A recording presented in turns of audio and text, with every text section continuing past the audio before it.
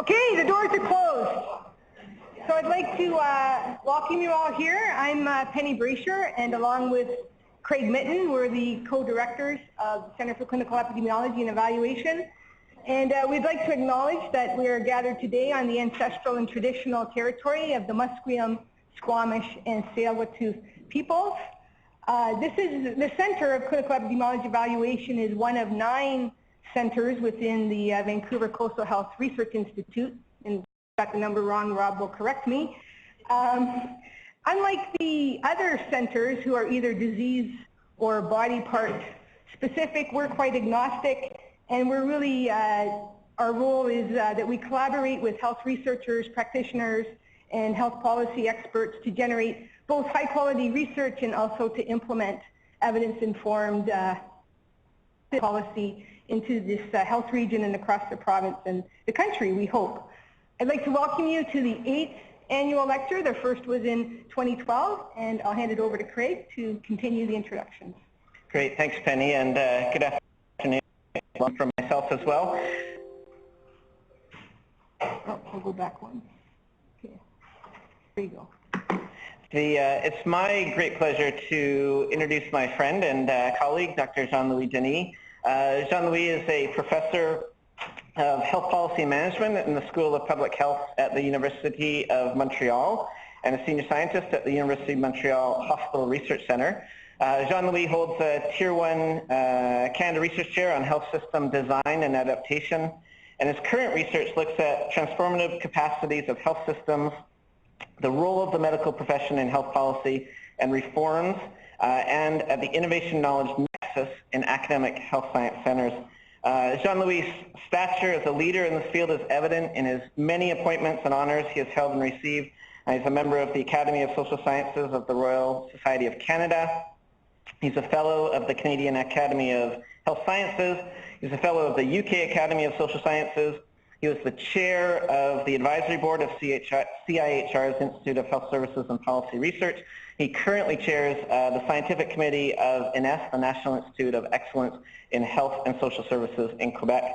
On a personal note, I first met Jean-Louis about 15 years ago as we were collaborating on a research project investigating potential reforms for the Nunavut health system. And through that project, we had the opportunity to travel around the Arctic together. And I still remember one fateful day in Baker Lake, hamlet near the Arctic Circle, where 2 city boys, myself from Vancouver and Jean-Louis from Montreal, ventured to -40-degree weather. And we were going out to find the medical clinic where we had a host of meetings scheduled. And unfortunately, we had 2 adverse events that occurred. One was my slipping and falling and getting whiplash, and the second legacy on Jean-Louis' earlobes of frostbite. So I will say, though, that we did have a lot of fun on that project. We, despite the injuries, and hopefully made some contribution to reform in the far north. So without further ado, please join me in welcoming Jean-Louis Denis.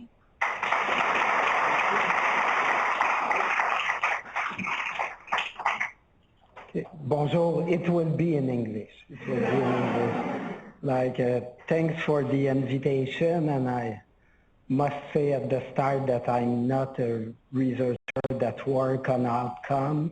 I'm working generally on a sample of maximum of 1, and I'm interested in the how policy develop in a system, how organization achieves change, and so I'm interested in the form of public intervention in healthcare to improve it or transform that system, and we know it's easier to say than do. And what I will share with you is a kind of first wave of analysis of a CIHR project we had on health reform in province in Canada, where we focus on the work of government to transform the system, what I will call later policy work achieved by the different governments. So I guess if I do this, Okay. This is the research team with many colleagues, some of them in Alberta, Ottawa, Toronto, and so on.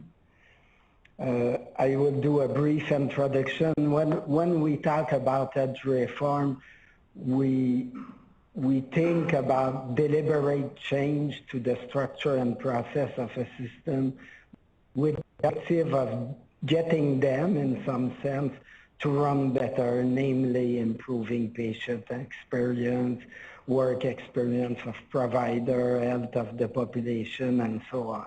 I'm not saying that health reform achieves this.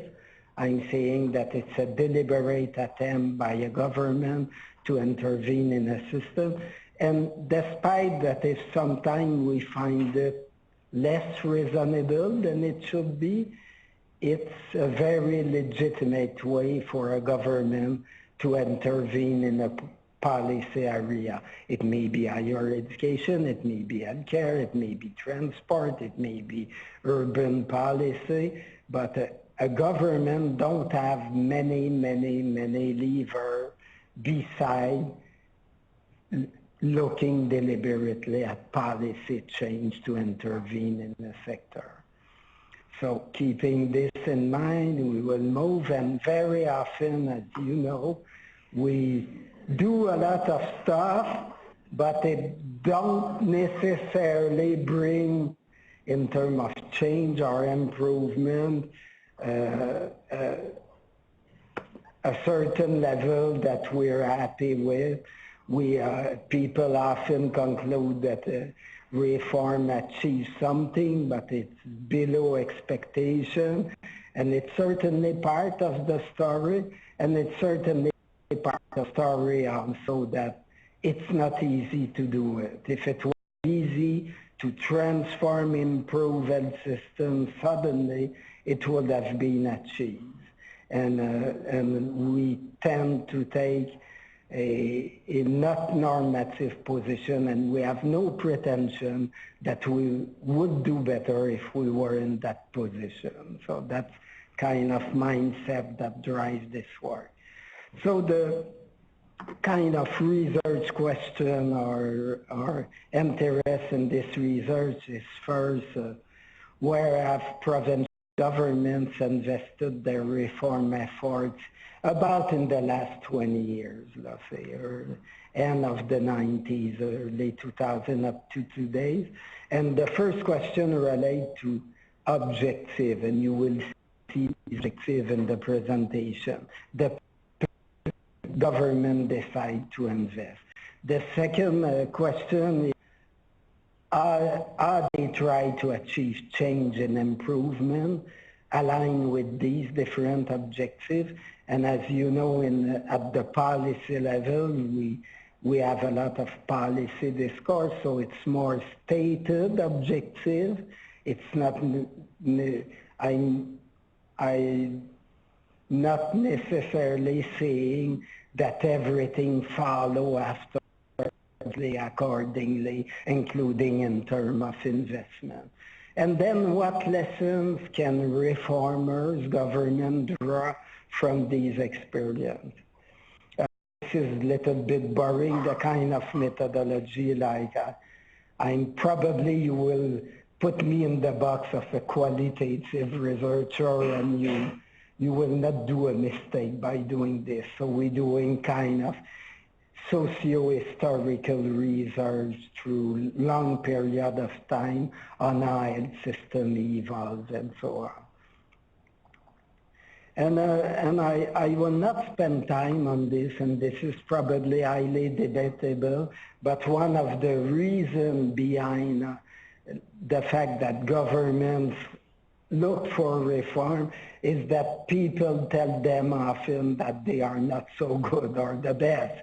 And if you take this very publicly diffused ranking of health system, this 2017, and I know the Conventional Fund currently reviews methodology, I think, but Canada don't score so well, and as you can see, 10 here is not fantastic. It's because you need to pay attention to something. So, and of course, it's among a pool of people that have a lot of resources, this country, and they have highly developed health systems, so we should not take this as a permission to do nothing, but we should probably not being so depressed, as you will see.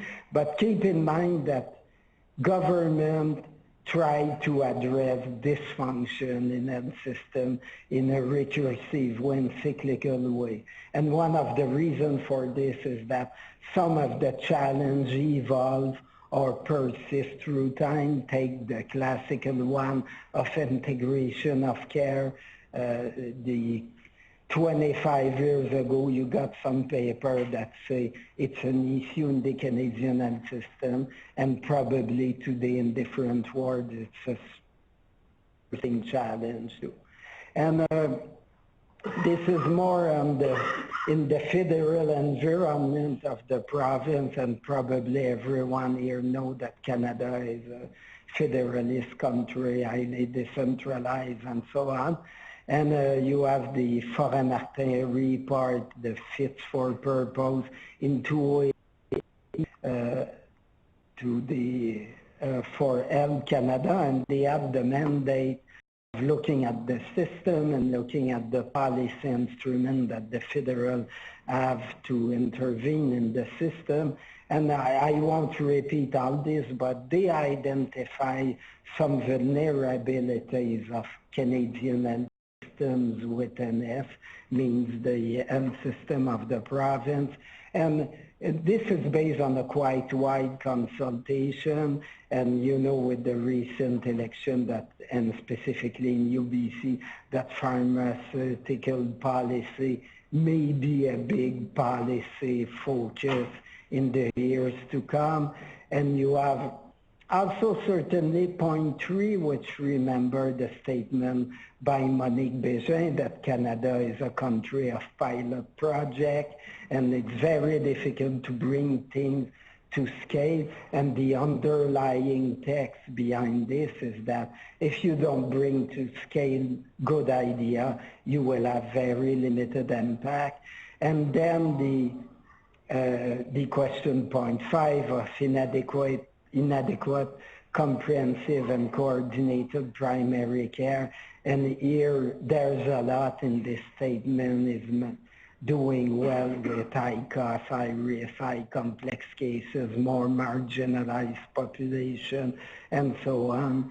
And if you look at this 7 point, depends if it's a nice day for you or a day that you feel less well, you will conclude that the health system is in relatively bad shape, or it's okay, but it's 7 vulnerabilities that are relatively, it's strong statement about the vulnerability of our system.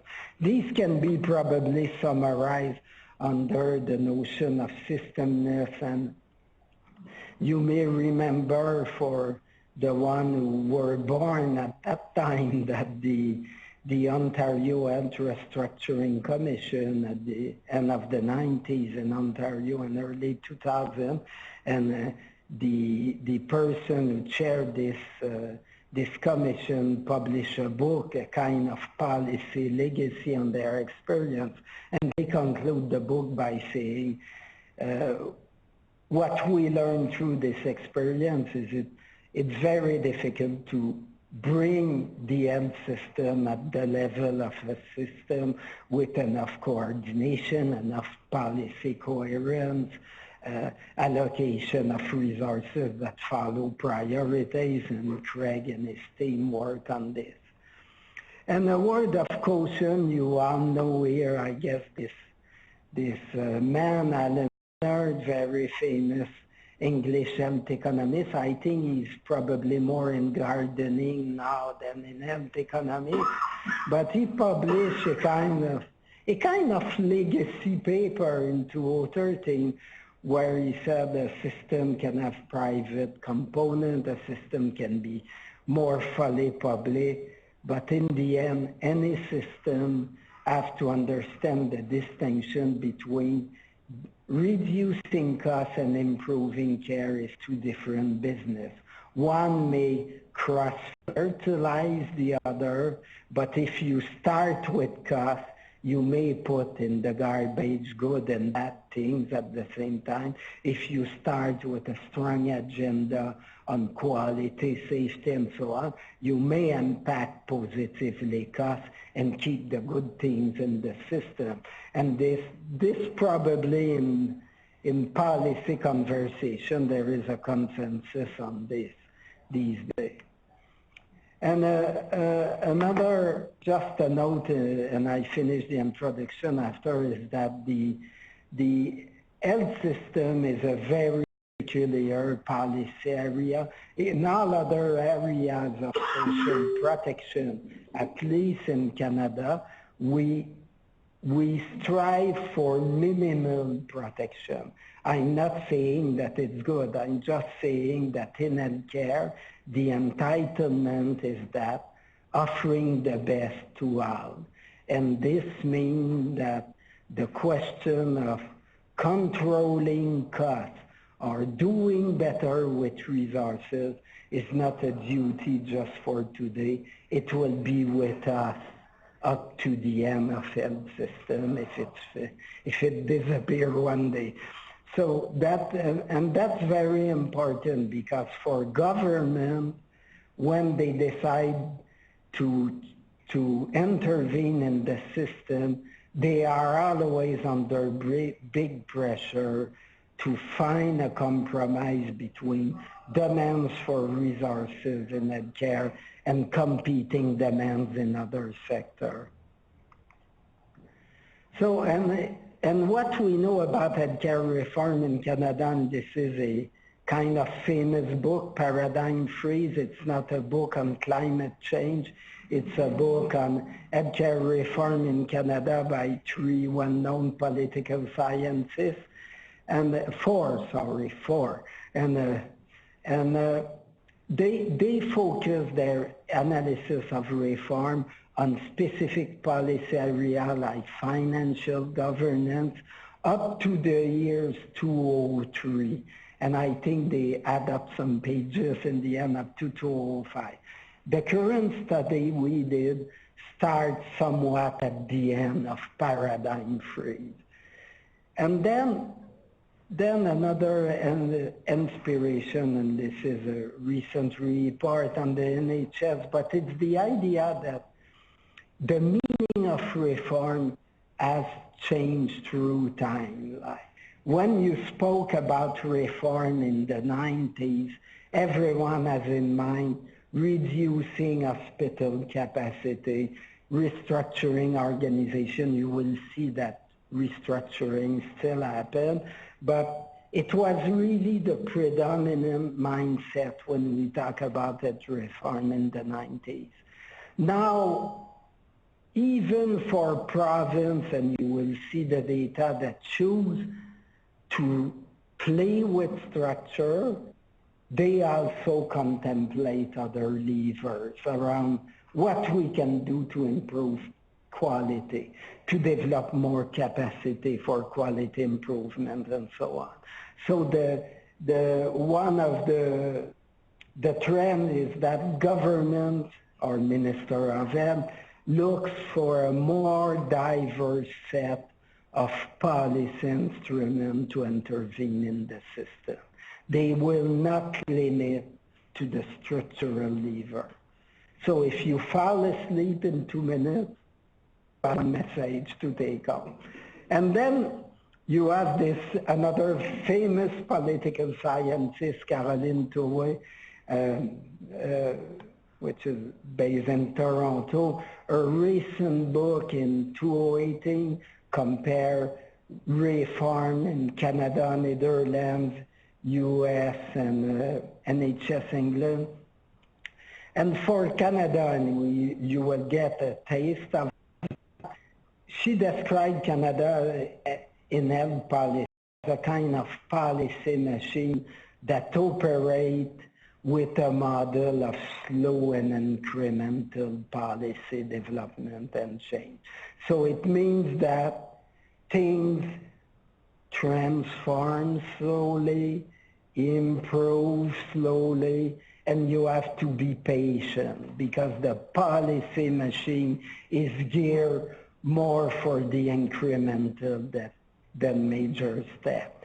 And if you remember, one of the discussion around the Romano Commission in 2002 was, is it possible to produce more bold, or let's use radical change in an incremental way?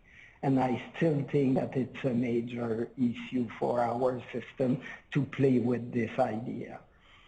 So I guess you know the map of Canada. We study 7 provinces: Nova Scotia, Quebec, which I came from, you can hear it, Ontario, Manitoba, Saskatchewan, Alberta, British Columbia. And then we try to go further west, but it's the ocean, so we stop there. And we focus, and I want to restate this, we take a very non-normative approach, and we focus on the policy work, the work of policymaker, which maybe sometime a mixed policymaker and politician, to transform and improve their health system in the last 20 years based on a kind of obsessive search of policy documents, interview with policymakers, the one in current position, the one who had past position, and so on. And we generate a story for each province. A typical case study, which you will not have to suffer the reading, is between like 100 and 150 pages to trace in detail the main reformative approach and so on, and how it's unfolded through time. And here a recent paper by a colleague, including Steny Brown from Toronto, which provide a kind of framework a posteriori for this study. In their paper, they were saying, we can wait for the big day, the revolution, like the Leninists in the early 20th century, but in the end, it has not happened, so maybe we should look more carefully at what we can do with the system with its current structure and constraints. And it's certainly this perspective that we adopt in this project, saying, okay, there is a paradigm freeze, but can we look at what province have tried to do? So I label it policy responses to vulnerabilities, to perceive vulnerabilities of health system and province. So if we sort of pull the Canadian history in the last 20 years, here you have the kind of 5 priority zone of attention. And I underline attention. I'm not saying necessarily investment. These are the objectives that were prioritized by government through their different phases of reform, and each province select their own priority objective and put various weighting or attention in this. So you have a usual suspect, improving management of chronic disease, and you're in an environment that you know very well on these data. A big thing, and we will come back to this, is aligning health system actors, provider, organization, and resources with provincial objectives. And this is a major issue in any province. Can we align, for example, resources allocation with policy intent? Like, if I decide tomorrow, I mean a government, tomorrow that we will really support frail elderly at home through home care, it means that you will have to put resources in this or reallocate, but this course is not sufficient. Shift resources from hospital to community-based care, a big thing too. Integrate physician into the system. Integrate is not very elegant as a term, but is this idea, can we sort of renovate or innovate around the social compact between the medical profession and the system to make this little bit smoother and more collaborative. This is at a collective level. There is no assumption here that physicians at the individual are not committed to their task and patients and so on. And then develop capacity for improvement, and behind this, it's this growing recognition among provinces that despite periods of rationing, there are latent capacities in the system. And if you train people with new skills, you will get some benefits from this. You may label it quality improvement, process improvement, clinical governance, but there is a space there that policymakers can tap on to improve the system. And then here you have a table, a figure with the strategies adopted to meet these reforms. And the way we identify these strategies, in a kind of obsessive way, we look at all possible policy sources. And when an objective becomes predominant, we look at potential strategies that are declare or contemplate to support these objectives. I will not detail all this. You have this in the exam at the end of the talk today. And what is important here is to see that there are very different types of strategy to address the same objective. If I take just an example like improving management of chronic disease, like BC insists a lot in some of his programs on promoting self-management. This idea that if we empower patients or person facing chronic disease, you will get increased capacity in the system to deal with this. Some other provinces, and these are not mutually exclusive, of course, like BC managing chronic disease by providing incentives to physicians to help managing chronic disease better, which are very different focus and approach, and these are just examples.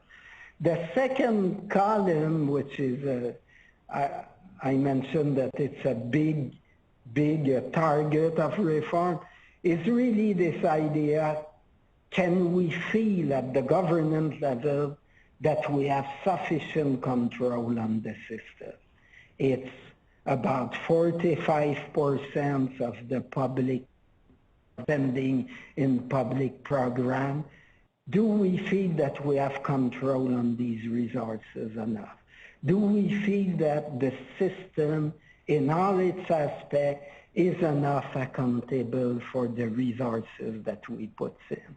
And these, I would say that across Canada, when you talk to policymakers, it's always in the back of their head, because they have always to justify the level of spending in healthcare. Even if they are pressured to put more, they have to justify, and specifically in Conseil des Ministres, in the Executive Committee, the Minister of Health is the person to kill, because he or she always exits the room with some improvement in the budget or some arrangement between budget between the study of the budget and so on, and now the rest have 55% of the resources. So this is a real policy issue that shape reform. It's not anecdotal in its impact on the system. And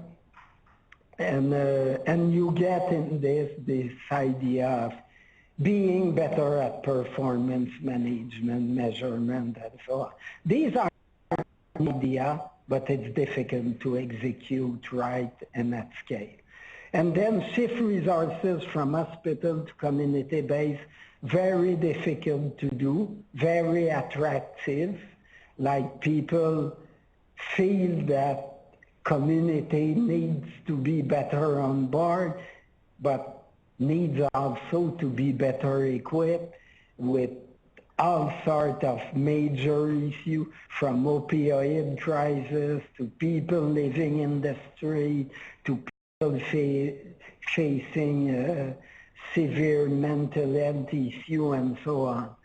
And then probably a less dramatic things, but to do this we need to expand, they feel they need to expand the scope of practice of people in the community. We use here non-physician because there is limited space in a PowerPoint, but all sorts of new roles like community health worker and so on. And then it's not finished. There are 5 objectives, and what you got here is the question, and I will revisit this in the end, of integrating physician in the system.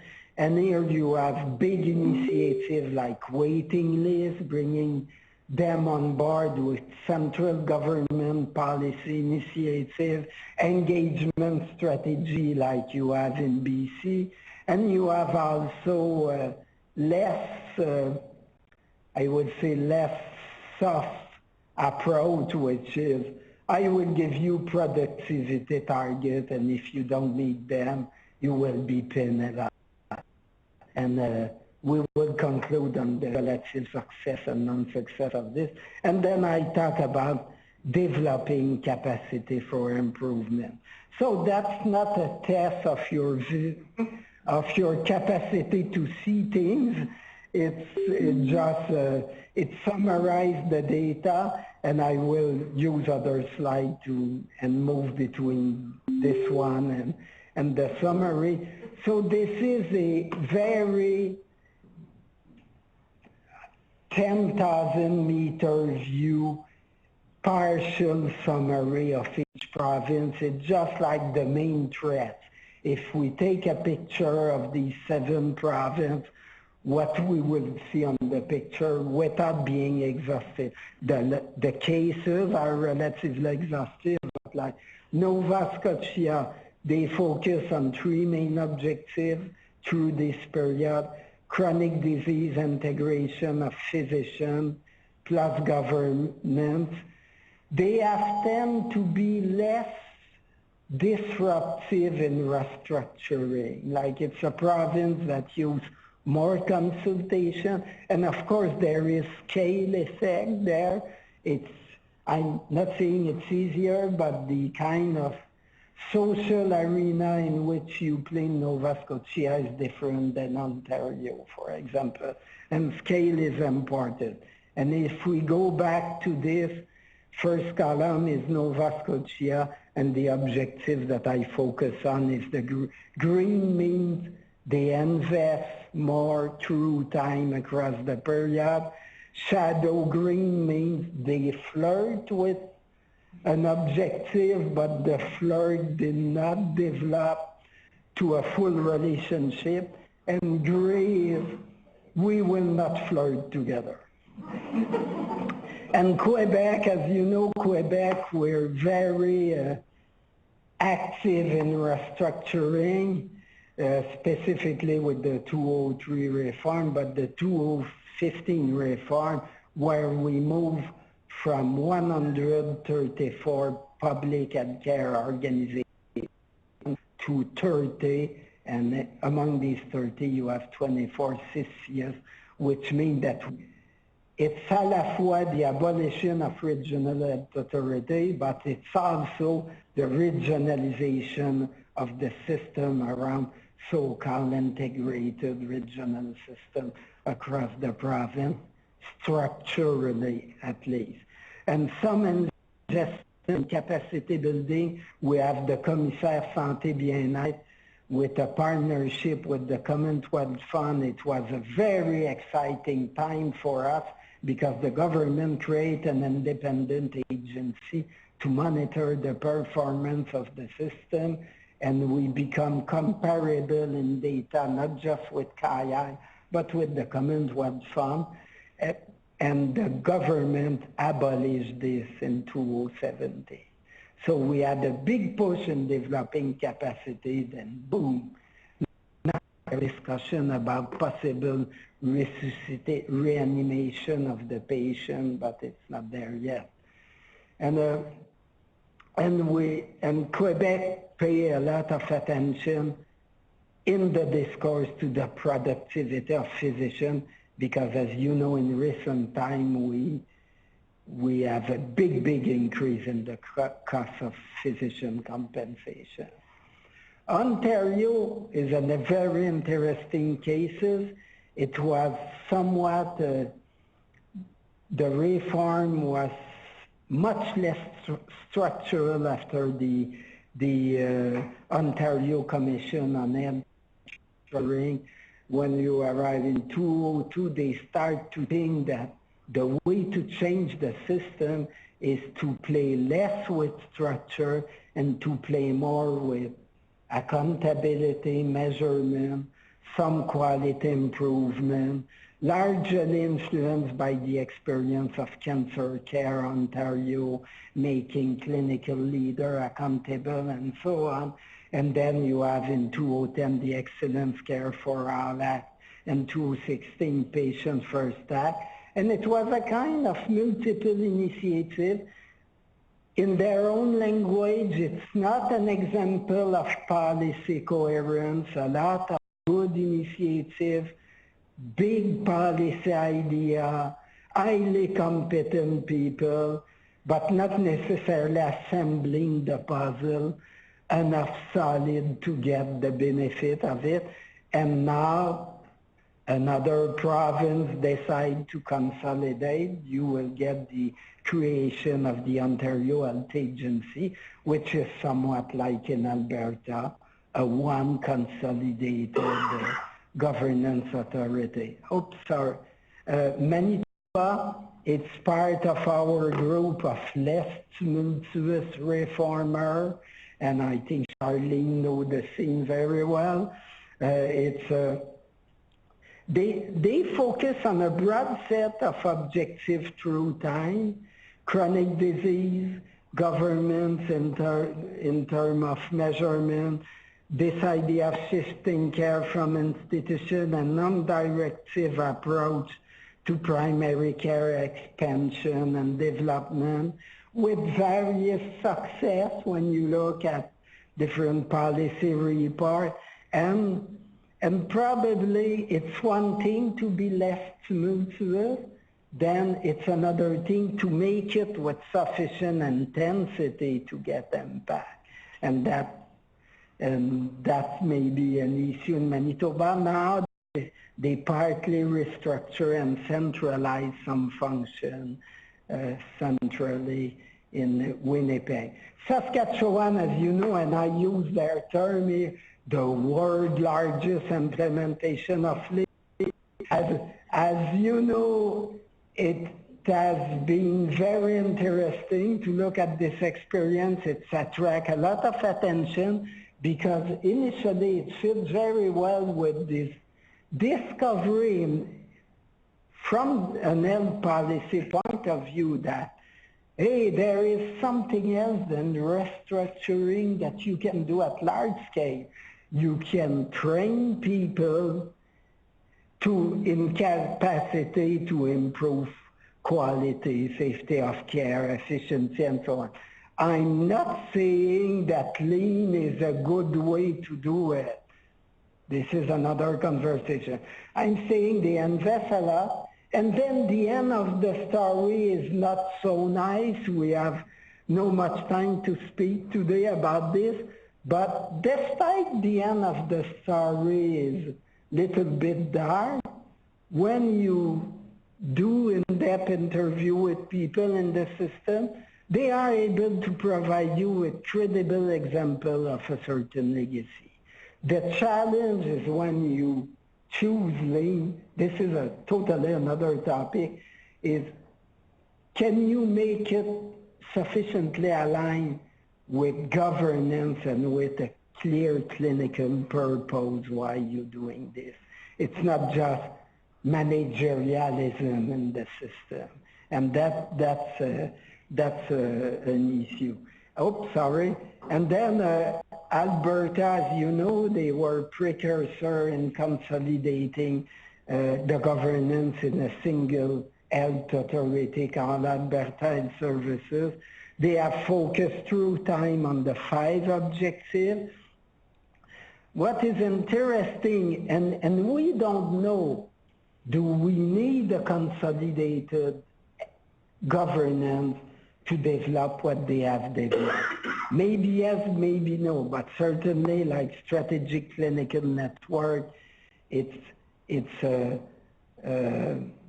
kind of very interesting experience. In some clinical area, it has paid their dividend. It is based on the intersect between research data and clinical leadership and incentives. So it's an interesting experience to follow.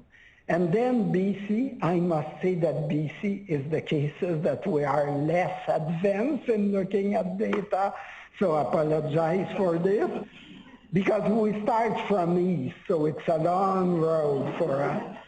And then they have tend to look at a broad set of objectives, but they are less tumultuous too.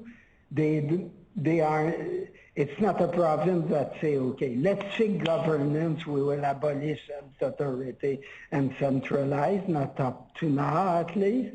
Chronic disease is important, but more, like I said, in terms of self-management. The question of physician morale and integration has been important, including in the physician engagement experience. And an emphasis on capacity development, like in some area, if you look at what BC Quality and Safety Council did, for example, and I mentioned physician engagement. So conclusion, how much time? I'm good on time. Okay, so conclusion and lesson learned. So behind reform, we have some phantoms that are always there, like, as many of you know, Weinberg, the Dartmouth College legacy in US showed the importance of illegitimate variation in healthcare, and I will speak later about equity, but the question of inappropriate care that are much influenced by the resources you have and the way they are invest and not necessarily patient or people characteristic. And it certainly is a persisting issue in our system. And my feeling is that when policymakers talk about getting control in the system, they are more and more, it's uneven, of course, it's not all people, but they are more and more sensitive to the fact that some resources are used inappropriately. And if the right care was offered to the right person at the right time in the right way, maybe the system would be less under pressure and the result would be better. So that's something that persists as a challenge. Then quality in the broadest sense of the term is and safety still a major issue. Like, and here, I don't know, I thought I put the CAI report in English, but it's in French. But they use a very strong word in French. prejudice, like prejudice in French, maybe same thing in English, mean that you harm someone seriously, and you can see internationally that's still a big issue, and it will be part of the, we hope it will be part of the mindset of government to reform. And then the question of innovation in funding, innovation in mechanism of coordinating care, being better in managing change in this kind of system will be with us for the next 30 years, certainly. And then what we have learned of all this first, and this was anticipated by Mechanic in 1996, that say health system of so-called high revenue or developed country will face the similar challenge, but will take different strategy to respond to these challenges due to institutional or national characteristics. So we observe across the 7 provinces convergence of challenge and a mix of convergence and divergence on objective and strategy. There is phenomena of imitation and learning across province, like when in 2008 Alberta decided to create a consolidated governance structure, it became an experience that many provinces follow. The Minister of Province discuss a lot these issues, and you have also idiosyncrasy in reform. Chronic disease, diversity of strategy are used. They are, we can put them on a kind of continuum where they are more or less focused on a medical model. And the subtext of this, the medical approach, which is important, of course, we talk about care, but the medical approach to delivering this care still predominant in the mindset of many policymakers, and they have some, in quotation, difficulty of opening to other professionals. And specifically, like in Quebec, we had a big revolution since a couple of weeks. We will finally provide a space for nurse. And the amazing thing is that we train them well for a while, but we have this stock of nurse practitioners very well trained, and when they arrive on the labor market, we're saying to them, let's practice as a regular nurses because we have not fixed everything to make things possible. So that's an issue. And one issue is a lot of discourse on shifting care to community, but a difficulty of developing the capacity to make this as not just a footnote in our health system or health and social services system. Governance, big preoccupation.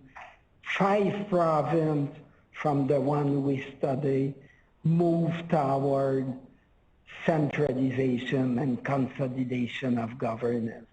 Quebec is not described as having a single consolidated governance like Alberta and Massachusetts, but in practice our system become much more centralized than before. The motives behind this is you have some managerialist discourse, and in a period where you have government that are not necessarily on the more left-wing spectrum of politics, you get a good dose of managerialism. We spend too much money on administration. Let's fix it, and I know how to do this.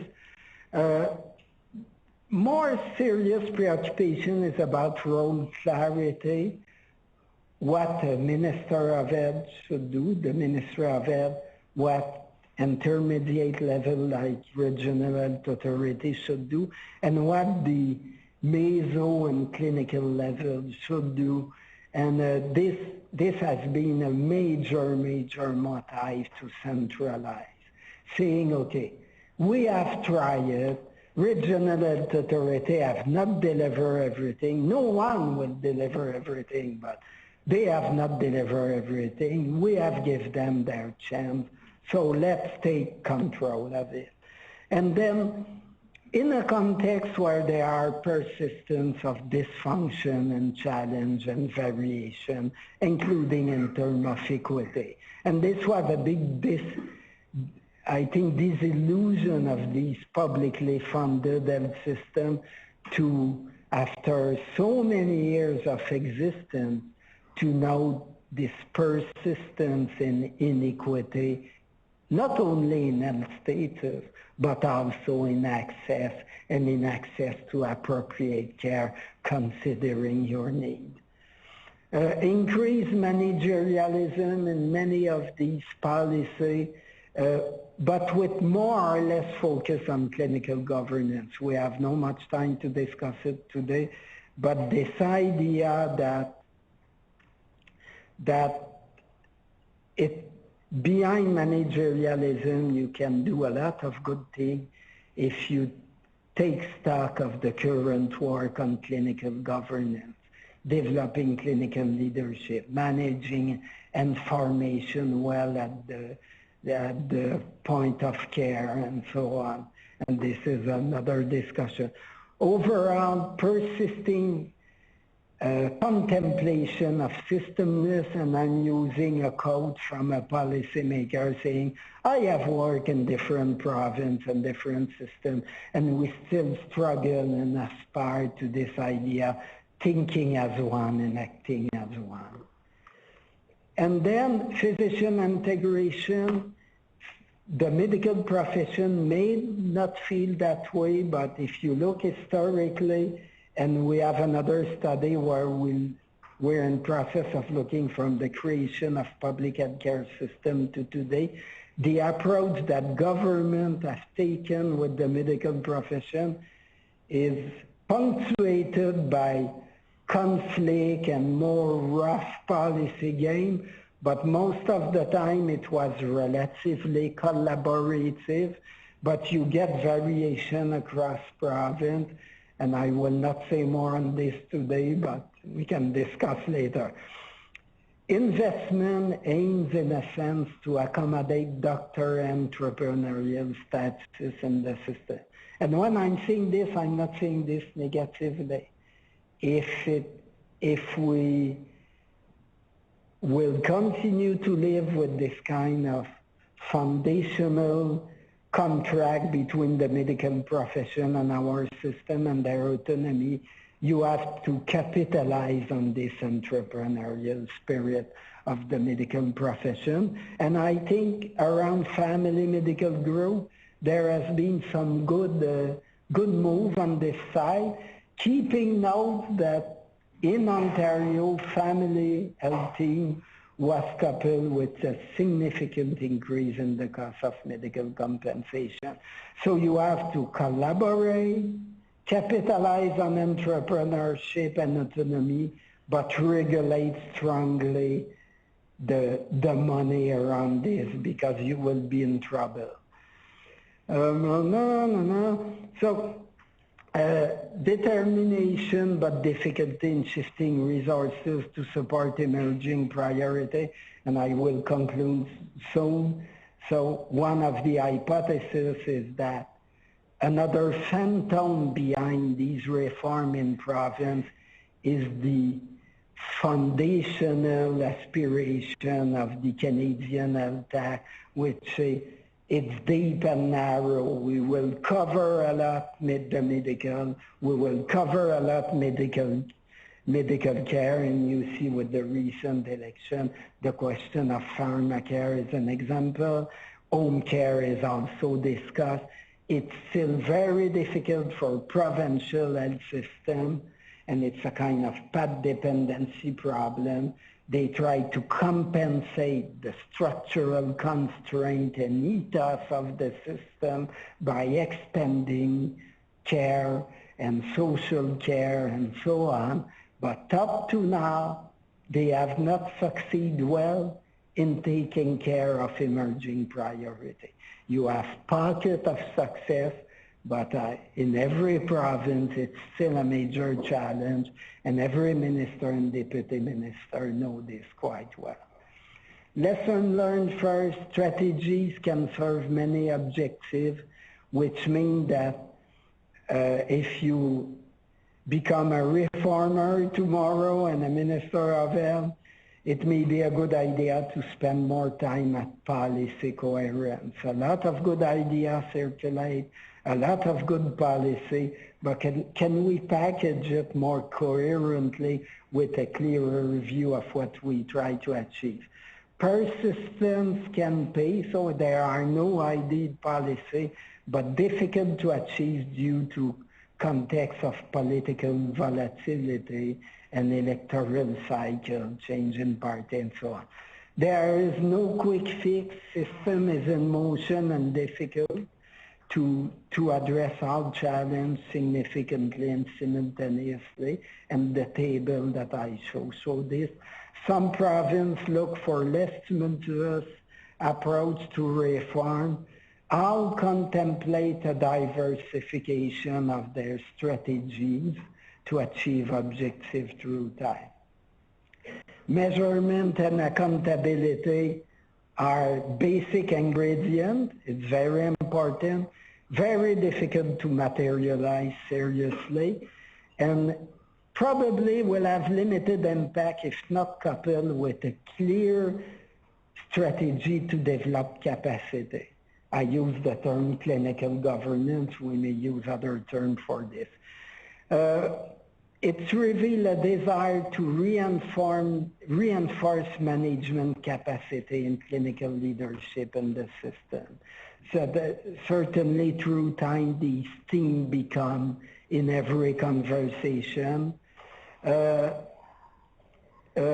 idea of clinical governance I speak to, and I think one of the good examples to look, I'm not saying it's ideal, but I still think that we have something to learn about around the experience of strategic clinical network. Persisting tension, pressure to centralize governance, and at the same time, growing pressure to mobilize distributed capacity in the system.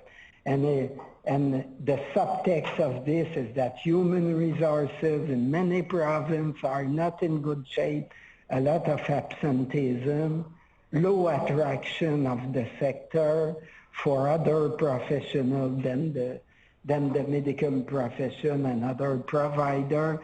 So at the same time, you feel it will be easier to transform a system when you centralize, and at the same time, from this centralization, you want a kind of mobilization policy, person-centered strategy, and so you not just play on the accountability side, you play on mobilization and capacity development and support of resources. There are a lot of path dependency in the system. It's quite difficult to innovate in terms of new role, like nurse practitioner as an example, some provinces that well, some other now, not generalizing new model of care delivery and so on is still a challenge.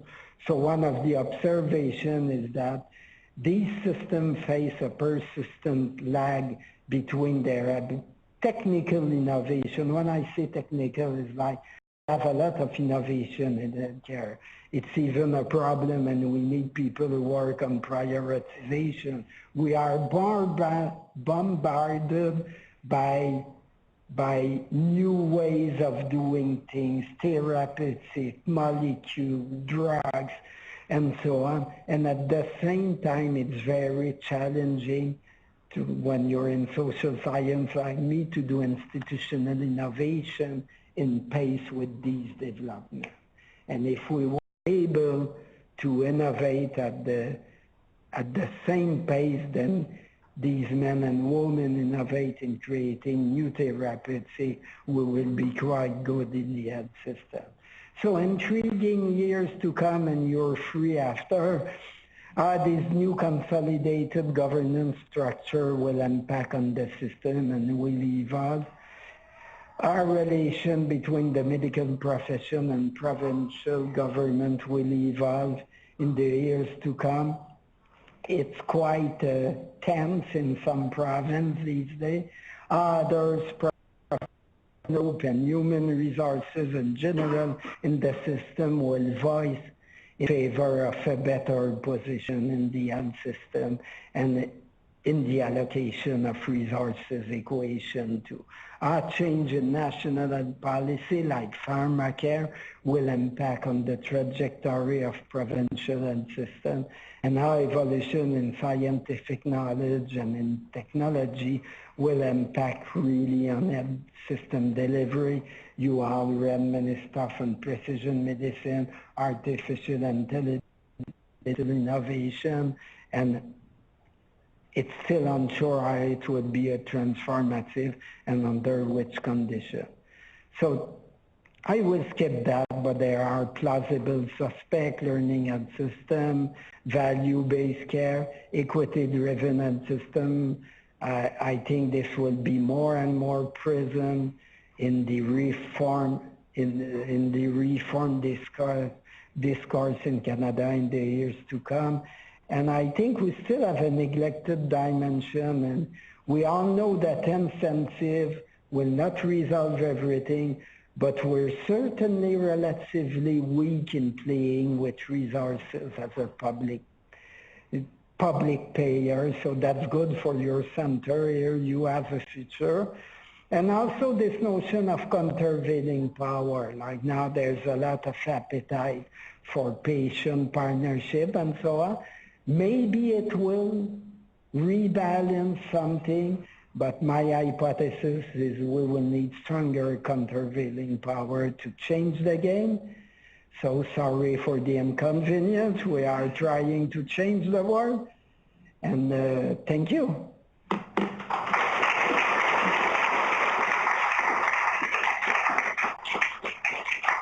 Jean-Louis, thank you so much. That was stimulating and intriguing and great perspectives. It was funny.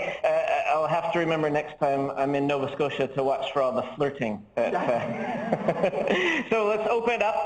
Just press the button in front of you and you'll have the floor. Just state quickly your name and your affiliation so Jean-Louis knows who he is talking to. So open it up. Who's first?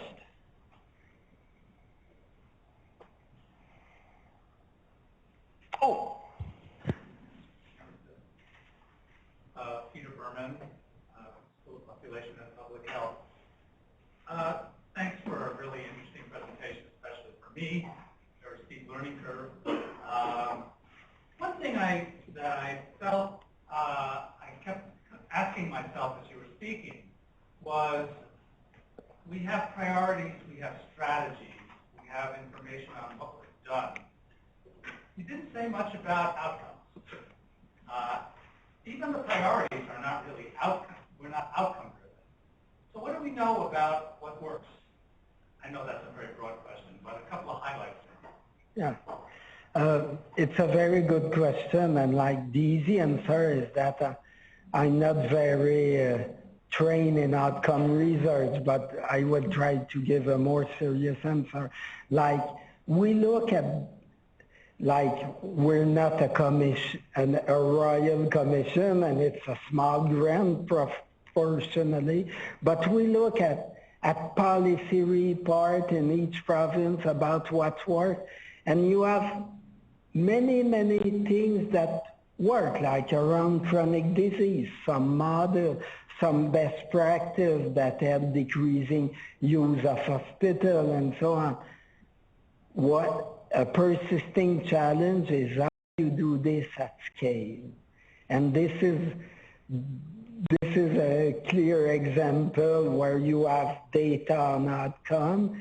And then other strategies are around clinical governance. We know that There are cases where people, when they use information to improve practice with clinical leadership, it can work very well. Why it's not more widely spread, again, is another question. So I will say that in this table, and it's probably in line with what you say, there's a lot of good idea driven by very experienced and clever people, but a system that's still difficult to do it at scale. Yeah, at the back. Magdalena Newman with BC Support Unit Fraser Center, funded by CHR Strategy for Patient-Oriented Research. I noticed in your list of things to watch out for in the years to come, the patient engagement in the health system in terms of governance and other initiatives wasn't on that list. I'm wondering if you can comment on that, if it's just not on the radar in the various provinces, which would say a lot about CHR strategy, or okay, what would be the purpose? I'm supported by CIHR in my research. No, on a serious note, I think people refer, it was more around the data aspect, but it's not necessarily central in their day-to-day thinking as policymaker.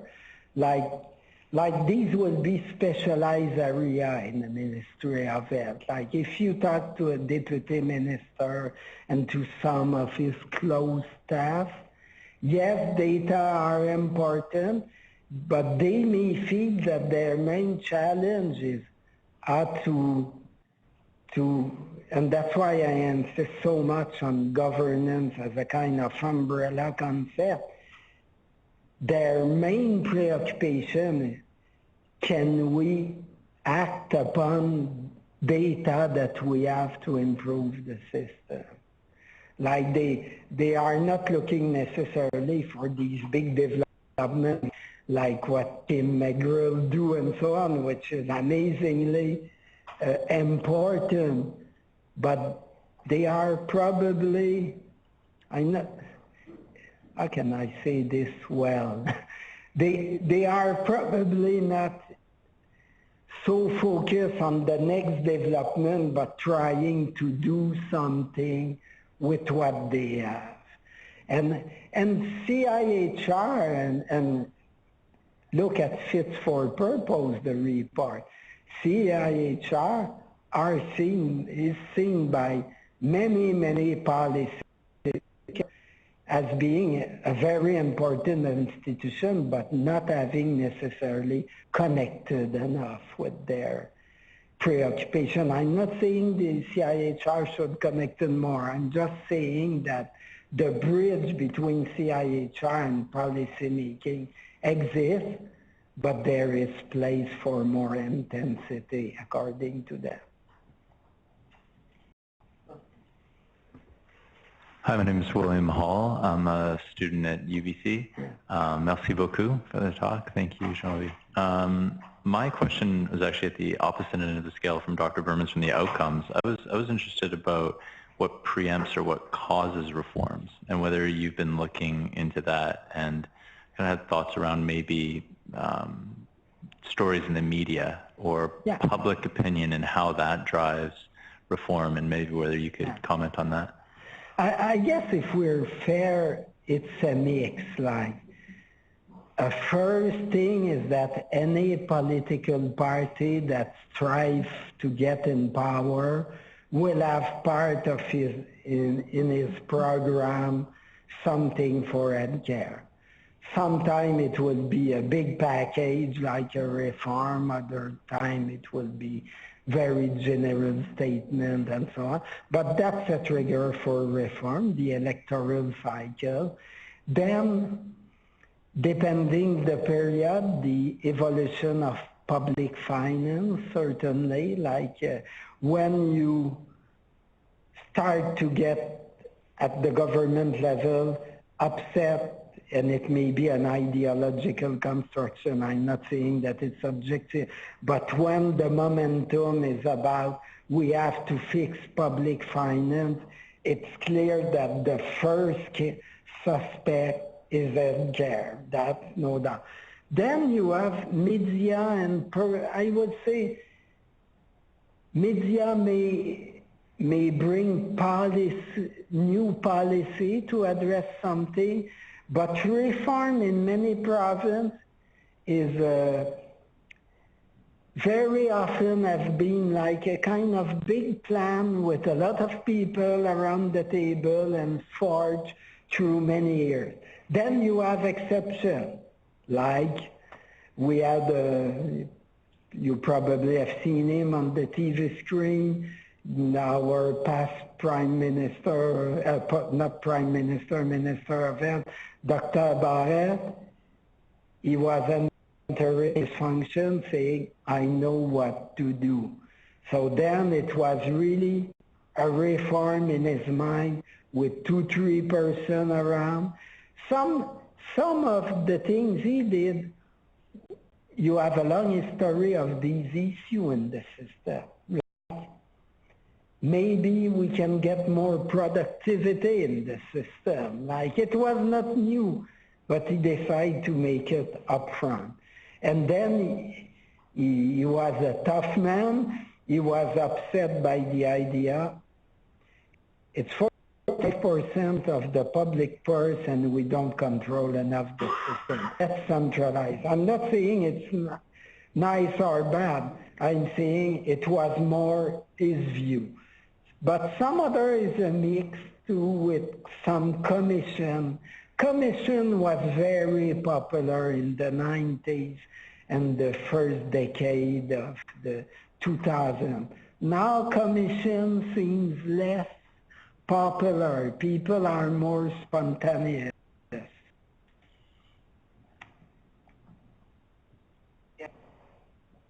Thanks, Jean-Louis. I was wondering what you're seeing in the data that you're gathering about policy learning or transfer. To what extent are the policy choices that the provinces are making being informed by what's going on in the neighboring jurisdictions? Okay. I guess it varies. It was this small line on imitation learning and so on. Like certainly governance, a lot of exchange across province between deputy minister, between their staff. You try this, is it working? You centralization, is it a good option? A lot around this. A lot also on I don't know if we see social care, social services, how it is organized across province. Like in Quebec, we have a long history of having this integrated in the same structure. There is debate now, like you get in England also, about if you have this integrate, do you put at risk resources that you put for social care broadly because it competes with the other? And there are a big tradition in the system to put money in healthcare more standard. So I think a lot of discussion around this. And then you have pairs that discuss, like Ontario, Quebec discuss probably more than people assume. They discuss together. And Quebec discuss a lot with Alberta, despite that we're not the more popular. In healthcare, they discuss a lot with Alberta. They won't say this publicly, but the maritime, the Atlantic province looks a lot at Alberta in terms of governance and what they will do with data. And if we have this, can we get more traction on the system? Once they're not discussing how best to leave Canada.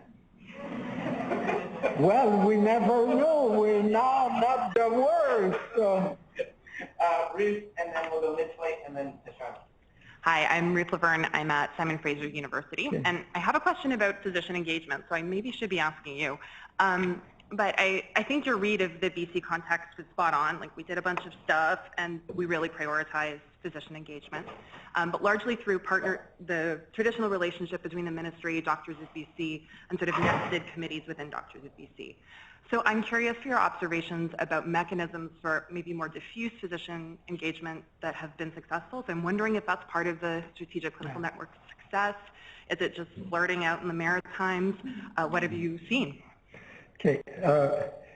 Well, I think the question of, let's call it physician engagement, will always have a local dimension at the clinical team, and there are progress to make on this, like the question of team effectiveness and interprofessional work for all sorts of reasons still a challenge. But you will always have the macro dimension, like when you, this kind of, that we know for a while of bilateral monopoly, where you channel the collective policy work, physician with government around physician compensation, drains a lot of energy. And I can tell this, like we had a grant to study the institutional aspect of physician compensation, and one of our proposition was try as much as you can to work also locally with different strategy, and one of our proposition is that medical doctors are not so different than other workers in their immediate work setting. They have a different status, we all know this, but they will be sensitive to local, I would say, policy, managerial initiative, organizational initiative that enrich their practice context and their experience of work. Honestly, most of the average human being is sensitive to this. But the collective aspect is important too. And government are very hesitant to have a good fight on this, saying we will not only discuss level of remuneration, but we will expand the surface of negotiation, but also civilized conversation around big issues. And these two things interact, in my view. And provinces really need to be more equipped to do this. And they are bad spender provinces. Like they suddenly get upset by the level of remuneration of physicians. But in my view, they did not go to a bank with a gun and take the money. There was two sides of the equation. Of course, they play tough on this, like the Ontario Medical Association, for example, but they have a vis-a-vis. And government has a lot of levers too. You know, being in charge of a government, a state, you have a lot of lever, and specifically when you pay. So I tend to say that they are bad spender, like at least in some organization, like suppose that it's not recorded, okay? Like RAMQ. Does RAMQ, our OIP, are very well equipped to play with this billion? And maybe not. Maybe there are better examples in the world. So I think there's a big institutional development to do around this. So I will do both.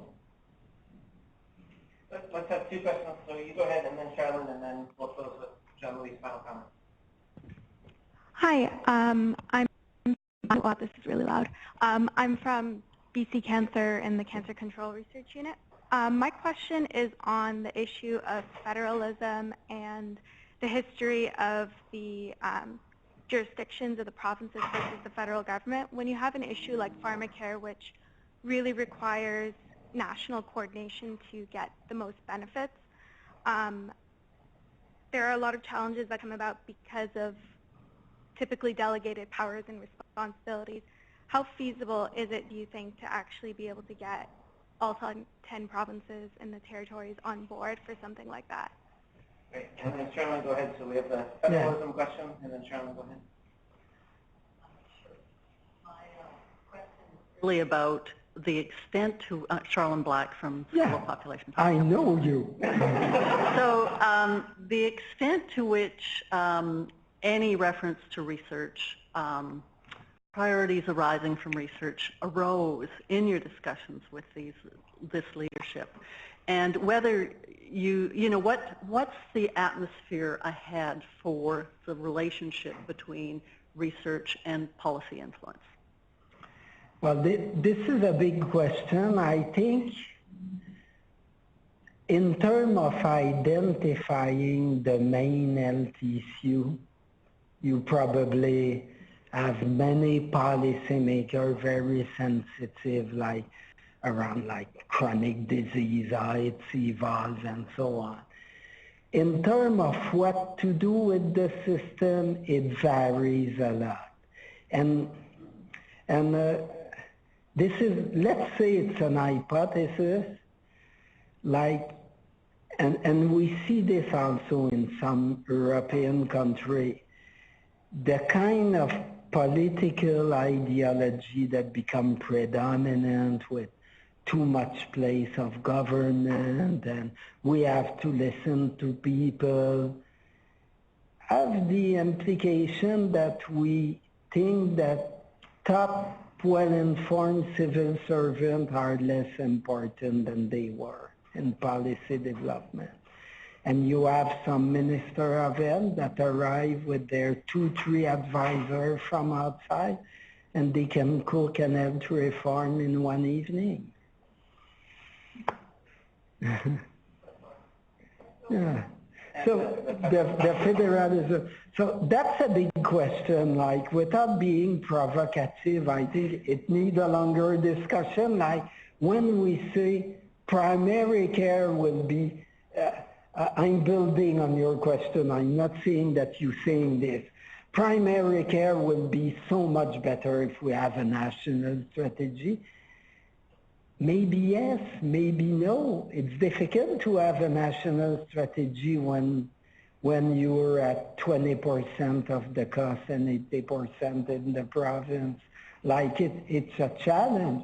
Maybe we will see with pharmacare now, there is an opportunity, maybe it will fly, and it will recreate a momentum for national strategy. I think exchanging a lot is good. The question of Neil, a lot of cross-fertilization on experience, and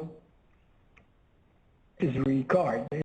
And then when you say a national strategy, implicitly you suppose that there is a national leadership in place to do this, and a strong one, and a courageous one, that will take big things like equity in there.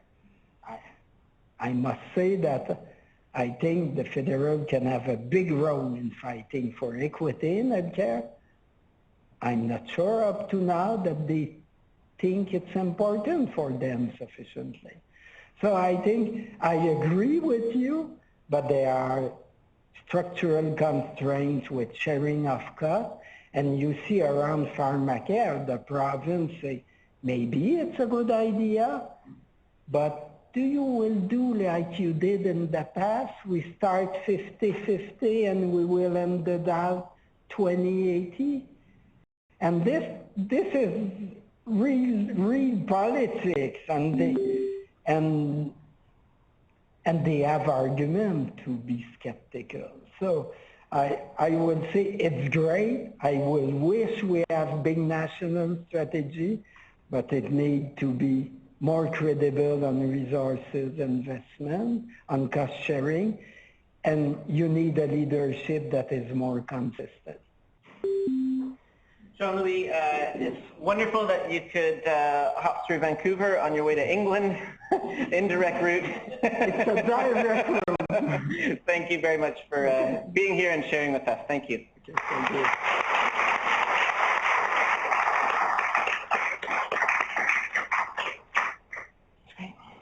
Thank you.